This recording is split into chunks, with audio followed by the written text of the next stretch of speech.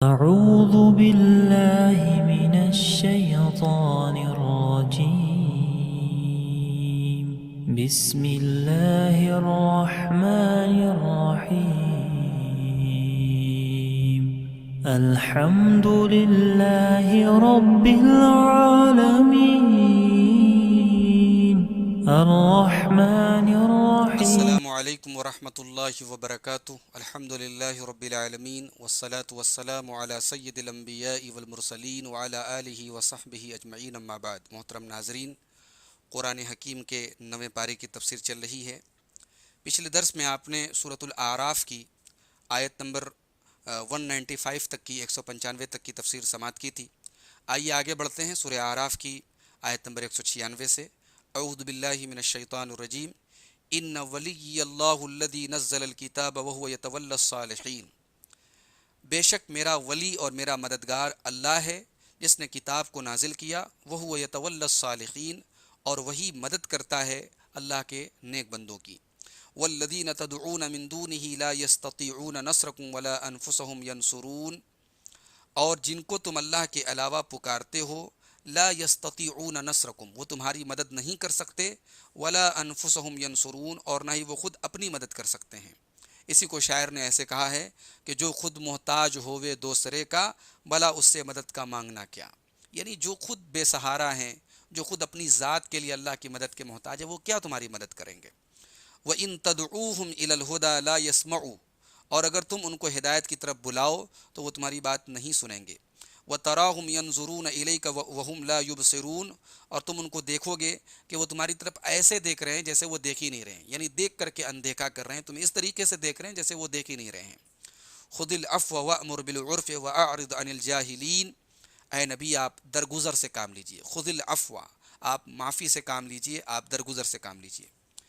وَأْمُرْ بِالْعُرْفِ، اور نیکی کا حکم دیجئے، وَأَعْرِضْ عَنِ الْجَاهِلِينَ، اور جاہلوں سے اعراض کیجئے، جاہلوں کو درگزر کیجئے۔ یہاں جو اللہ تعالیٰ نے فرمایا خُذِ الْعَفْوَ، عفو کے دو معنی کیے گئے۔ ایک معنی یہ کیا گیا کہ خُذْ مَا عَفَا لَكَ مِنْ أَمْوَالِهِمْ، ان کی ضرورت کے مال سے زائد جو مال ہے اے نبی وہ آپ لے لیجئے۔ یعنی زکوٰۃ کے فرض ہونے کے پہلے کی یہ آیت ہے، اور اس وقت زکوٰۃ کا کوئی نظام نہیں تھا، تو اللہ تعالیٰ نے فرمایا کہ اے نبی ضرورت سے زائد جو مال ہے وہ بطور صدقہ آپ ان سے لے لیجئے۔ ایک تفسیر تو اس آیت کی یہ کی گئی، اور دوسری تفسیر یہ کی گئی کہ عفو جو ہے یہاں اخلاقی تعلیم کے طور پہ آیا ہے، اور معافی کے معنی میں آیا ہے کہ اے نبی آپ معاف کر دیا کریں، آپ درگزر کر دیا کریں۔ اور یہی جو دوسری تفسیر ہے، یہی اس آیت کی راجح تفسیر ہے، مضبوط تفسیر ہے، جس کو زیادہ تر محدثین نے اور مفسرین نے اس کو صحیح قرار دیا ہے۔ خُذِ الْعَفْوَ وَأْمُرْ بِالْعُرْفِ، اے نبی آپ درگزر سے کام لیں اور نیکی کا حکم دیں، وَأَعْرِضْ عَنِ الْجَاهِلِينَ، اور جاہلوں سے آپ اعراض کریں۔ اس آیت کی تفسیر کے طور پر ایک حدیث اپنے سامنے رکھیں۔ صحیح بخاری کی کتاب التفسیر کے اندر یہ حدیث موجود ہے، 4642 نمبر کی حدیث ہے۔ حضرت عمر ابن خطاب، امیر المومنین حضرت عمر ابن خطاب رضی اللہ تعالیٰ عنہ کی مجلس میں ایک آدمی آیا جس کا نام تھا عیینہ ابن حصن۔ اس نے حضرت عمر سے کہا، یا ابن الخطاب فواللہ ما تعطینا الجزل ولا تحکم بیننا بالعدل، کہ اے ابن خطاب آپ نہ تو ہمیں ہدیے اور تحفے دیتے ہیں، اور نہ آپ ہمارے درمیان عدل و انصاف کے ساتھ فیصلہ کرتے ہیں۔ فغضب عمر، تو حضرت عمر، ظاہر ہے کہ یہ بہت بڑی گستاخی کی اور بدتمیزی کی بات تھی، حضرت عمر کو بڑا غصہ آیا، حتی ہم بہی، حضرت عمر نے اس آدمی کو، عیینہ ابن حصن کو سزا دینے کا ارادہ کیا۔ تو ان کے ایک بھتیجے تھے جن کا نام حر بن قیس تھا، وہ بھی اسی مجلس میں موجود تھے۔ انہوں نے کہا، یا امیر المؤمنین ان اللہ تعالی قال لنبیہ، اے امیر المومنین اللہ تعالیٰ نے اپنے نبی سے کہا قرآن میں، خُذِ الْعَفْوَ وَأْمُرْ بِالْعُرْفِ وَأَعْرِضْ عَنِ الْجَاهِلِينَ، کہ اے نبی آپ درگزر سے کام لیں، نیکی کا حکم دیں، اور جاہلوں سے اعراض کریں۔ تو ان ھذا من الجاہلین، یہ آدمی جاہلوں میں سے ہے، تو آپ اس کو درگزر سے کام لیجئے اور اعراض کیجئے۔ واللہ ما جاوزها عمر حین تلاها علیہ، حضرت عمر نے جب یہ آیت کی تلاوت جب سنی تو پھر انہوں نے اپنے قدم روک لیے، سزا کا جو ارادہ انہوں نے کیا تھا فوراً اپنے ہاتھ پیچھے کر لیے۔ وَكَانَ وَقَّافًا عِنْدَ كِتَابِ اللَّهِ، اور حدیث کے الفاظ ہیں کہ حضرت عمر فاروق رضی اللہ تعالیٰ عنہ اللہ کی کتاب کے پاس ٹھہر جانے والے تھے، یعنی جہاں قرآن کا حکم آ گیا اپنے جذبات، اپنے ایموشنز، اپنی ایکٹیویٹیز کو وہیں پر روک دیتے تھے، جو قرآن کا حکم ہے اس پر عمل کرتے تھے۔ یہ صحابہ کا اور خاص طور سے حضرت عمر کا یہ کردار تھا۔ اللہ تعالیٰ یہ کردار ہم سب کو بھی اپنانے کی توفیق عطا فرمائے۔ تو فرمایا کہ اے نبی آپ درگزر سے کام لیں، نیکی کا حکم دیں اور جاہلوں سے اعراض کریں۔ وَإِمَّا يَنزَغَنَّكَ مِنَ الشَّيْطَانِ نَزْغٌ فَاسْتَعِذْ بِاللَّهِ إِنَّهُ سَمِيعٌ عَلِيمٌ، اور اگر آپ کو شیطان کی طرف سے کوئی وسوسہ آنے لگے تو آپ اللہ کی پناہ طلب کریں، انہ سمیع علیم، بے شک اللہ تعالیٰ سب کچھ سننے والا جاننے والا ہے۔ ان الذین اتقوا اذا مسهم طائف من الشیطان تذکروا فاذا هم مبصرون، بے شک وہ لوگ جو اللہ سے ڈرتے ہیں، اذا مسهم طائف من الشیطان، جب شیطان کی طرف سے کوئی کچوکا، کوئی خطرہ ان کو لاحق ہوتا ہے، تذکروا تو فوراً اللہ کو یاد کرتے ہیں، فاذا هم مبصرون، اور پھر ان کی فوراً آنکھیں کھل جاتی ہیں اور حقیقت ان کے سامنے آ جاتی ہے۔ وَإِخْوَانُهُمْ يَمُدُّونَهُمْ فِي الْغَيِّ ثُمَّ لَا يُقْصِرُونَ، اور جو شیطان کے بھائی ہوتے ہیں وہ شیطان ان کو سرکشی میں اور کھینچ لیتے ہیں، ثم لا یقصرون، اور شیطان اپنے بھائیوں کو بھٹکانے میں اور گمراہ کرنے میں کوئی کوتاہی سے کام نہیں لیتے۔ شیاطین جو ہیں کوئی کوتاہی سے کام نہیں لیتے، ان کو بھٹکانے اور بہکانے میں لگے رہتے ہیں۔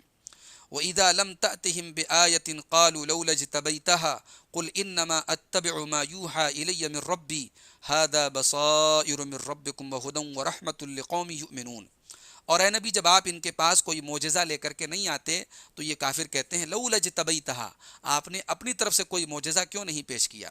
قل انما اتبع ما یوحى الی، اے نبی آپ کہہ دیجئے کہ میں تو اس کی پیروی کرتا ہوں جو میری طرف وہی آتی ہے میرے رب کی طرف سے، ھذا بصائر من ربکم، اور یہ قرآن کی روشن دلیلیں ہیں جو تمہارے رب کی طرف سے آئی ہیں، وہدی ورحمۃ لقوم یؤمنون، اور یہ ہدایت ہے اور رحمت ہے ایمان والوں کے لیے۔ اس سے بڑھ کر کے کیا معجزہ ہوگا؟ یہ قرآن کی شکل میں جو روشن دلیلیں اور روشن آیتیں اللہ کی طرف سے آئی ہیں یہی کافی ہیں۔ وَإِذَا قُرِئَ الْقُرْآنُ فَاسْتَمِعُوا لَهُ وَأَنصِتُوا لَعَلَّكُمْ تُرْحَمُونَ، اور جب قرآن پڑھا جائے تو اس کو غور سے سنو اور چپ رہو تاکہ تم پر رحم کیا جائے۔ یہ جو آیت ہے یہ مشرکین مکہ کے تناظر میں نازل ہوئی۔ مشرکین کہا کرتے تھے وَإِذَا قُرِئَ لَا تَسْمَعُوا لِهَذَا الْقُرْآنِ وَالْغَوْا فِيهِ، سورہ حامیم السجدہ کی آیت نمبر 26 میں اللہ نے فرمایا کہ وہ کہتے تھے کہ قرآن جب پڑھا جائے تو اس کو مت سنو اور شور مچاؤ۔ تو اس تناظر میں اللہ تعالیٰ نے فرمایا کہ جب قرآن پڑھا جائے تو غور سے سنو اور چپ رہو تاکہ تم پر رحم کیا جائے۔ بعض ائمہ اس آیت کو عام مراد لیتے ہیں کہ جب بھی قرآن پڑھا جائے، چاہے عام حالات میں پڑھا جائے یا نماز کے اندر پڑھا جائے، قرآن کو سننا ہے اور کچھ نہیں بولنا ہے۔ تو وہ اسی آیت سے استدلال کرتے ہوئے کہتے ہیں کہ جہری نماز میں جب امام قرأت کر رہا ہے، امام پڑھ رہا ہے، تو ہم پیچھے کچھ نہیں پڑھیں گے، سورہ فاتحہ بھی نہیں پڑھیں گے۔ لیکن دوسرے بہت سارے علماء یہ کہتے ہیں کہ پہلی بات تو یہ کہ یہ آیت مکی ہے، مکے میں نازل ہوئی، اس وقت نماز کی جماعت سے نماز کا حکم بھی نہیں تھا، نماز سے اس آیت کا کوئی تعلق نہیں، یہ عام حالات کے لیے ہے کہ جب قرآن پڑھا جائے تو اس کو سنو۔ جہاں تک نماز کی بات ہے، اگر اس آیت کو ہم عام مان بھی لیں اور نماز کے لیے بھی مان لیں تو یہ آیت ایک عام بات کر رہی ہے کہ جب قرآن پڑھا جائے تو اس کو غور سے سنو اور چپ رہو، لیکن حدیث اس کی تخصیص کر رہی ہے کہ جب جہری نماز ہو رہی ہو اور امام قرأت کر رہا ہو تو مقتدی پیچھے سورہ فاتحہ پڑھے گا۔ تو اس کی کئی مثالیں موجود ہیں کہ قرآن نے ایک عام بات کہی اور صحیح حدیثوں کے ذریعے اس کی تخصیص کر دی گئی۔ جیسے قرآن یہ کہتا ہے کہ الزانیۃ والزانی فجلدوا کل واحد منہما 100 جلدہ، زناکار مرد و عورت کو 100 کوڑے کی سزا دو، لیکن حدیث سے شادی شدہ زانی کو مستثنیٰ کر دیا گیا کہ اس کو 100 کوڑے کی سزا نہیں ملے گی بلکہ رجم کی سزا ملے گی، سزائے موت ملے گی۔ اسی طریقے سے قرآن کہتا ہے السارق والسارقۃ فاقطعوا ایدیہما، چوری کرنے والے مرد اور عورت کا ہاتھ کاٹ دو۔ آیت عام ہے لیکن حدیث نے تخصیص کر دی کہ چوری اگر ربع دینار، 1/4 دینار سے زیادہ کی ہے یا اس کے برابر ہے تب ہاتھ کاٹا جائے گا، اس سے کم چوری پر ہاتھ نہیں کاٹا جائے گا۔ تو اسی طریقے سے یہ آیت، اس آیت کے اندر جو حکم ہے کہ قرآن جب پڑھا جائے تو سنو اور خاموش رہو، یہ عام ہے۔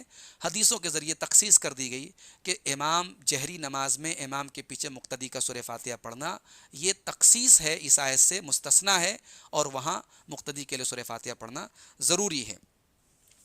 تو اللہ نے فرمایا کہ جب قرآن پڑھا جائے تو اس کو سنو اور خاموش رہو تاکہ تم پر رحم کیا جائے۔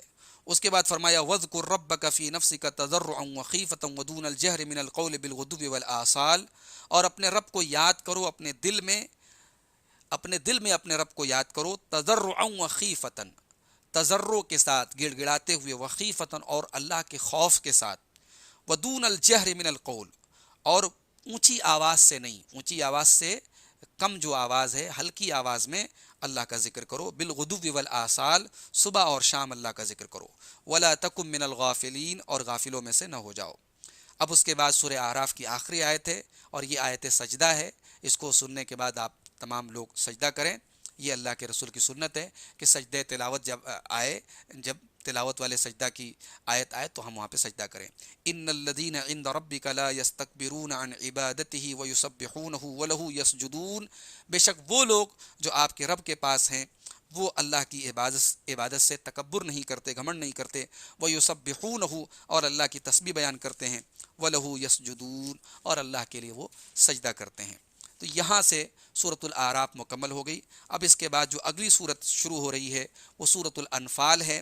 یہ مدنی سورت ہے قرآن کی اور اس کے اندر ٹوٹل 75 آیتیں ہیں۔ تو آئیے شروع کرتے ہیں سورۃ الانفال۔ بسم اللہ الرحمن الرحیم۔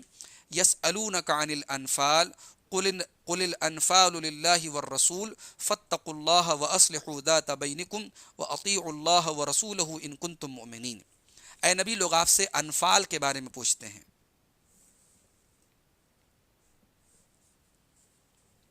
یسألونک عن الانفال، اے نبی، لوگ آپ سے انفال کے بارے میں پوچھتے ہیں۔ اے نبی آپ کہہ دیجئے کہ انفال اللہ کے لیے ہے اور رسول کے لیے ہے۔ انفال جو ہے یہ نفلن کی جمع ہے۔ نفل کہتے ہیں کوئی چیز جب ایکسٹرا ہو، زائد ہو، اس کو نفل کہتے ہیں۔ یہاں اس سے مراد وہ مال اور وہ سامان ہے جو کفار سے جنگ میں مسلمانوں کے ہاتھ لگے، اس کو مال غنیمت بھی کہتے ہیں۔ اس کا نام نفل یا انفال کیوں پڑا؟ اس لیے کہ پہلے کی امتوں کے لیے وہ مال حلال نہیں تھا۔ اس امت کے لیے اللہ تعالیٰ نے زائد طور پر، ایکسٹرا طور پر جن چیزوں کو حلال کیا ہے اس میں سے ایک وہ مال غنیمت ہے، اس لیے اس کا نام انفال پڑا۔ اور انفال نام پڑنے کی دوسری وجہ یہ بتائی گئی ہے کہ ایک مجاہد جب اللہ کی راہ میں جہاد میں شرکت کرتا ہے تو اس کو جو اجر ملے گا، جو ثواب ملے گا، وہ تو ملے گا ہی، اس سے زائد اور ایکسٹرا چیز یہ مال غنیمت ہے۔ تو یہ اجر اور ثواب سے زائد ایک چیز ہے، اس لیے اس کا نام انفال پڑا۔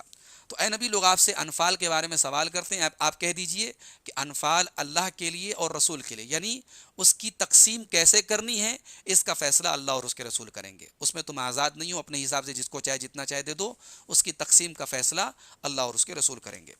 فاتقوا اللہ واصلحوا ذات بینکم، تو اللہ سے ڈرو اور آپس میں اصلاح کرو، آپس میں اصلاح کرو، واطیعوا اللہ ورسولہ اور اللہ اور اس کے رسول کی اطاعت کرو، ان کنتم مؤمنین اگر تم ایمان والے ہو۔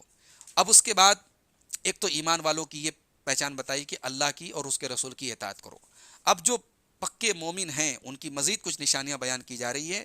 انما المؤمنون الذین اذا ذکر اللہ وجلت قلوبہم واذا تلیت علیہم آیاتہ زادتہم ایمانا وعلی ربہم یتوکلون، کہ مومن تو وہ لوگ ہیں کہ جب اللہ کا ذکر کیا جائے تو ان کے دل کانپ جاتے ہیں۔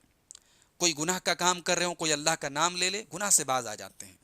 کوئی غلط بات منہ سے نکل جائے، اللہ کا نام لے لیا جائے تو دل کانپ جاتا ہے، یا اللہ کے عذاب کا ذکر آ جائے تو ان کے دل لرز جاتے ہیں۔ وَإِذَا تُلِيَتْ عَلَيْهِمْ آيَاتُهُ زَادَتْهُمْ ایمانا، اور جب اللہ کی آیتیں ان کے سامنے پڑھی جاتی ہیں تو ان کے ایمان میں اضافہ ہو جاتا ہے، ایمان بڑھ جاتا ہے۔ اس سے پتہ چلا کہ ایمان گھٹتا اور بڑھتا ہے۔ جو محدثین کا مسلک ہے اور جو صحیح مسلک ہے کہ ایمان کوئی جامد چیز نہیں ہے کہ ایمان کے اندر کمی اور زیادتی نہ ہو، ایمان گھٹتا اور بڑھتا ہے۔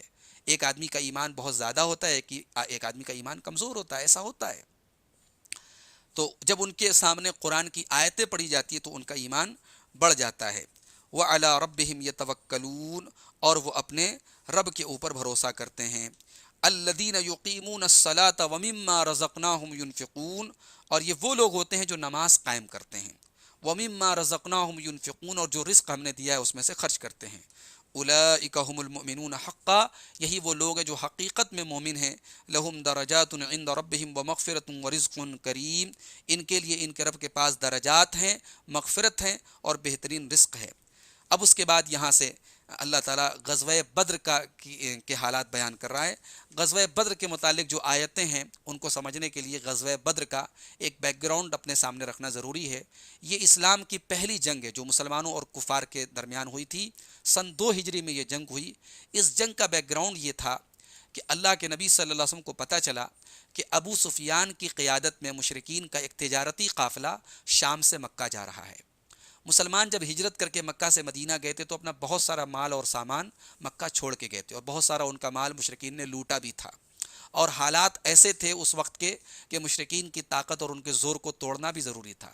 تو ان تمام چیزوں کے پیش نظر اللہ کے نبی صلی اللہ علیہ وسلم اپنے کچھ صحابہ کو لے کر کے اس تجارتی قافلے کے اوپر حملہ کرنے کی غرض سے مدینہ سے نکلے۔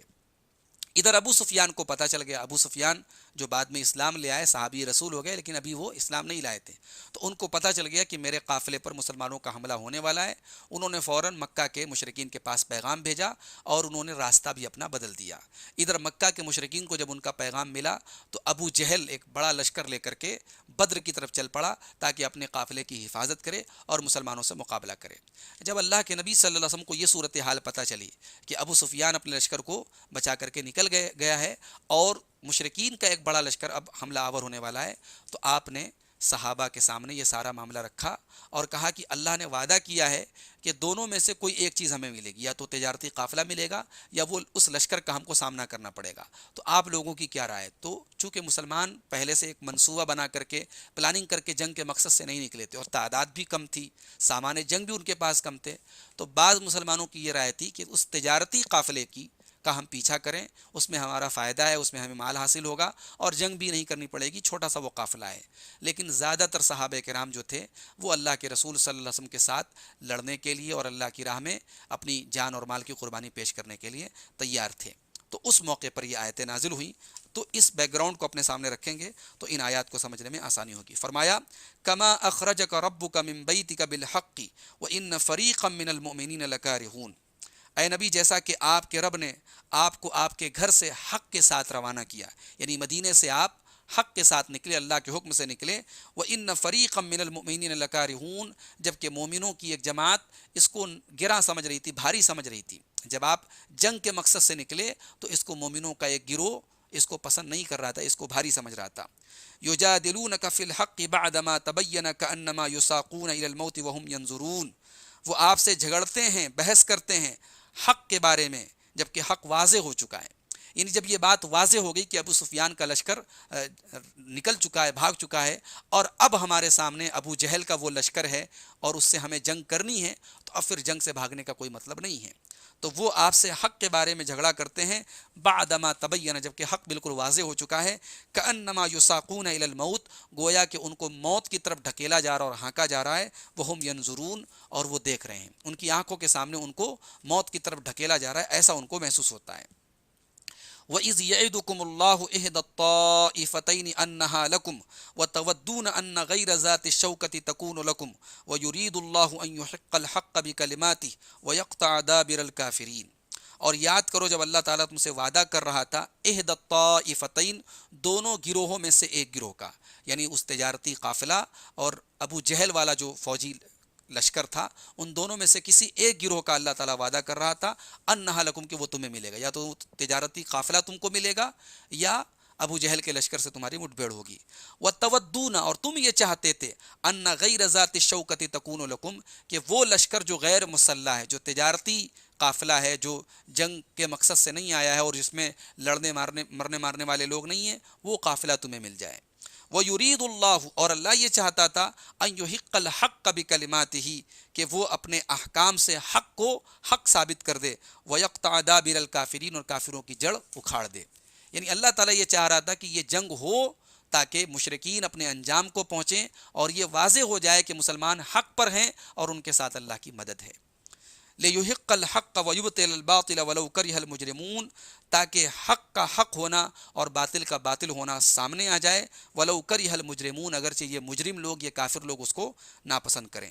اذ تستغیثون ربکم فاستجاب لکم انی ممدکم بألف من الملائکۃ مردفین، یاد کرو جب تم اپنے رب سے گڑ گڑا رہے تھے، مدد طلب کر رہے تھے، فاستجاب لکم، تو اس نے تمہاری دعا سن لی اور کہا انی ممدکم بألف من الملائکۃ مردفین، کہ میں تمہاری مدد کرنے والا ہوں 1000 فرشتوں سے، مردفین جو لگاتار آئیں گے۔ غزوہ بدر میں مسلمانوں کی تعداد صرف 313 تھی اور کافروں کی تعداد ان سے 3 گنا زیادہ تھی، 1000 کے قریب کافروں کی تعداد تھی، اور مسلمان بے سر و سامانی کے عالم میں تھے، ان کے پاس لڑنے کے اسباب، سواری وغیرہ کی بہت قلت تھی۔ اس موقع پر مسلمانوں کا سہارا صرف اللہ کی ذات تھی اور وہ گڑ گڑا کر کے اللہ سے دعائیں کر رہے تھے۔ اس موقع پر اللہ کے پیارے نبی صلی اللہ علیہ وسلم بھی بدر کے میدان میں اللہ سے دعائیں کر رہے تھے۔ صحیح مسلم کی 1763 نمبر کی حدیث میں اللہ کے رسول کی اس دعا کے الفاظ موجود ہیں۔ آپ دعا کر رہے تھے اللہم انجز لی ما وعدتنی، اے اللہ جو وعدہ تو نے مجھ سے کیا ہے اس وعدے کو پورا فرما، اللہم آت ما وعدتنی، جو وعدہ تو نے کیا ہے وہ دے دے، اللہم ان تہلک ہذہ العصابۃ من اہل الاسلام لا تعبد فی الارض، اے اللہ اگر مسلمانوں کی یہ جماعت آج اگر تو نے ہلاک کر دی تو پھر تیری عبادت زمین میں نہیں ہوگی۔ تو یہ دعا کر رہے تھے اللہ کے نبی اور رو رہے تھے۔ حضرت ابوبکر صدیق رضی اللہ تعالیٰ عنہ نے آ کر پیچھے سے اللہ کے نبی سے وہ چمٹ گئے اور کہا کہ یا نبی اللہ کفاک مناشدتک ربک، اے اللہ کے نبی بس کیجئے، آپ کا اپنے رب سے دعا اتنا کر لینا کافی ہے، فإنہ سینجز لک ما وعدک، اللہ نے جو وعدہ آپ سے کیا ہے وہ وعدہ اللہ تعالیٰ ضرور پورا کرے گا۔ اور اللہ نے اسی موقع پر یہ آیتیں نازل کی اور اللہ نے فرشتوں کو بھیجا۔ اچھا، یہ فرشتوں کو جو اللہ نے بھیجا تو کیوں بھیجا؟ آگے اس کا مقصد بیان کیا، وَمَا جَعَلَهُ اللَّهُ إِلَّا بُشْرَى وَلِتَطْمَئِنَّ بِهِ قُلُوبُكُمْ، اللہ نے اس مدد کو صرف اس لیے بنایا الا بشرا، تاکہ وہ تمہارے لیے بشارت بن جائے، خوشخبری بن جائے، وَلِتَطْمَئِنَّ بِهِ قُلُوبُكُمْ، اور تمہارے دلوں کو اس سے سکون مل جائے۔ اللہ تعالیٰ فرشتوں کے بغیر بھی تمہاری مدد کر سکتا تھا، لیکن اس نے فرشتوں کو اس لیے بھیجا تاکہ تمہارے دلوں کو ایک سکون حاصل ہو جائے۔ وَمَن نَّصْرُ إِلَّا مِنْ عِنْدِ اللَّهِ، اور مدد نہیں آئی مگر اللہ کے پاس سے، مدد کرنے والا اللہ ہے۔ إِنَّ اللَّهَ عَزِيزٌ حَكِيمٌ، بے شک اللہ غالب حکمت والا ہے۔ تو آج کے درس میں ہم لوگوں نے سورۃ الاعراف کو مکمل کیا، آیت نمبر 196 سے لے کر کے 206 نمبر کی آیت تک تقریباً ہم لوگوں نے 11 آیتیں سورہ اعراف کی پڑھی، اور اس کے بعد آیت نمبر 1 سے لے کر کے 10 تک سورہ انفال کی 10 آیتیں ہم لوگوں نے پڑھی۔ ٹوٹل 21 آیتیں آج ہم لوگوں نے پڑھی ہیں۔ آئیے دیکھتے ہیں ان آیات میں ہم نے کیا سیکھا۔ ایک بات تو یہ پتہ لگی کہ مشکل حالات میں ایک مومن کو ہمیشہ اللہ کی ذات پر بھروسہ اور توکل رکھنا چاہیے، اس لیے کہ اللہ کہتا ہے وَهُوَ يَتَوَلَّى الصَّالِحِينَ، اپنے نیک اور صالح بندوں کی مدد وہی کرتا ہے، اگر اس کو ہم اس سے لو لگائیں گے اور اس پر بھروسہ کریں گے یقیناً وہ ہماری مدد کرے گا۔ ایک چیز یہ پتہ لگی کہ اسلام صرف عقیدے کا نام نہیں ہے، اسلام عقیدے کے ساتھ ساتھ اخلاق کا نام ہے، اور اخلاقی تعلیمات بھی قرآن کا ایک اہم حصہ ہیں، اور یہاں 2 اہم اخلاقی تعلیمات دی گئیں کہ درگزر سے کام کریں اور جاہلوں سے اعراض کریں۔ ضروری نہیں کہ ہر اینٹ کا جواب پتھر سے دیا جائے، ہر شیر کا جواب سوا شیر سے دیا جائے۔ ہمارے سامنے اگر جاہل ہے تو ہم حق بات پہنچا دیں، امر بالمعروف کا فریضہ انجام دے دیں، اگر سامنے والا جہالت پر ڈٹا ہے تو ہم پھر اس سے اعراض کریں، پھر اس کے چکر میں نہ پڑیں۔ اسی طریقے سے ایک بات یہ پتہ لگی کہ جب وسوسہ آئے، جب وسوسے کا احساس ہو تو فوراً سمجھ جانا چاہیے کہ شیطان کی طرف سے وسوسہ آ رہا ہے، اور استعاذہ کرنا چاہیے، اللہ کی پناہ طلب کرنی چاہیے، اعوذ باللہ من الشیطان الرجیم پڑھنا چاہیے۔ اسی طریقے سے ایک بات یہ پتہ لگی کہ شیاطین جو ہوتے ہیں یہ اپنے ساتھیوں کو، اپنے بھائیوں کو، اپنے دوستوں کو بھٹکاتے ہیں، اور بھٹکانے میں کوئی کوتاہی نہیں کرتے۔ ان کا کام ہی ہے کہ ان کو سرکشی میں اور دور تک لے کے جائیں، گمراہی میں اور دور تک لے کے جائیں۔ ایک بات یہ پتہ لگی کہ جب قرآن کی تلاوت ہو رہی ہو تو غور سے سنا جائے اور خاموش رہا جائے تاکہ اللہ تعالیٰ کی رحمت ہمارے اوپر نازل ہو۔ سورہ اعراف کے آخر میں اللہ تعالیٰ کے ذکر کے کچھ آداب بیان کیے گئے کہ ایک تو اللہ کا ذکر جو ہے وہ خفیہ طریقے سے کیا جائے، دل میں کیا جائے، وہ ریاکاری کے طور پہ، دکھاوے کے طور پہ نہ کیا جائے، پھر گڑ گڑا کر کے اللہ کا ذکر کیا جائے، خوف کے ساتھ اللہ کا ذکر کیا جائے، اور آہستہ آواز میں اللہ کا ذکر کیا جائے۔ اسی طریقے سے سورہ انفال کی جو ابتدائی آیات ہے اس میں سے ایک سبق یہ ملا کہ ایمان جو ہے وہ گھٹتا اور بڑھتا ہے، اور خاص طور سے جب قرآن کی تلاوت کو آدمی سنتا ہے تو اس سے ایمان میں اضافہ ہوتا ہے۔ ایک بات یہ بھی پتہ لگی کہ بعض مومن جو ہوتے ہیں وہ کامل الایمان ہوتے ہیں، بعض ناقص الایمان ہوتے ہیں، کسی کا ایمان بہت کامل ہوتا ہے اور کسی کا ایمان کمزور ہوتا ہے۔ اسی طریقے سے انسان کی ایک کمزوری پتہ لگی کہ انسان ہمیشہ اس چیز کی خواہش کرتا ہے جس میں محنت کم ہو، جس میں تکلیف کم ہو. تو بعض صحابہ کرام کی بھی یہ خواہش تھی کہ تجارتی قافلہ جو ابو سفیان کا تھا وہ ہمارے ہاتھ لگ جائے اور ہمیں جنگ نہ کرنی پڑے، کیونکہ ہمارے پاس سامان کم ہے، ہمارے پاس تعداد کم ہے. تو انسان ظاہر ہے کہ اپنی سہولت چاہتا ہے، لیکن وہاں اللہ تعالیٰ کی مصلحت یہ تھی، اس کی منشا یہ تھی کہ جنگ ہو اور کافروں کو وہ اپنے انجام تک پہنچے اور اسلام کی حقانیت کا ایک میسج اور پیغام دنیا تک پہنچے. اور ایک چیز یہ بھی پتہ لگی کہ اللہ اپنے بندوں سے جو وعدہ کرتا ہے وہ وعدہ ضرور پورا کرتا ہے. اللہ نے وعدہ کیا اپنے بندوں کی مدد کا، تو اللہ نے بدر میں فرشتوں کو اتار کر کے ان کی مدد کی. تو یہ سورہ انفال کی ابتدائی آیات تھیں. انشاءاللہ آگے کی آیات کی تفسیر ہم اگلے دروس میں بیان کریں گے. اللہ سے دعا ہے رب العالمین ہمیں قرآن کریم کو پڑھنے کی، سیکھنے کی، سمجھنے کی اور عمل کرنے کی توفیق عطا فرمائے. آمین. والسلام علیکم ورحمۃ اللہ وبرکاتہ.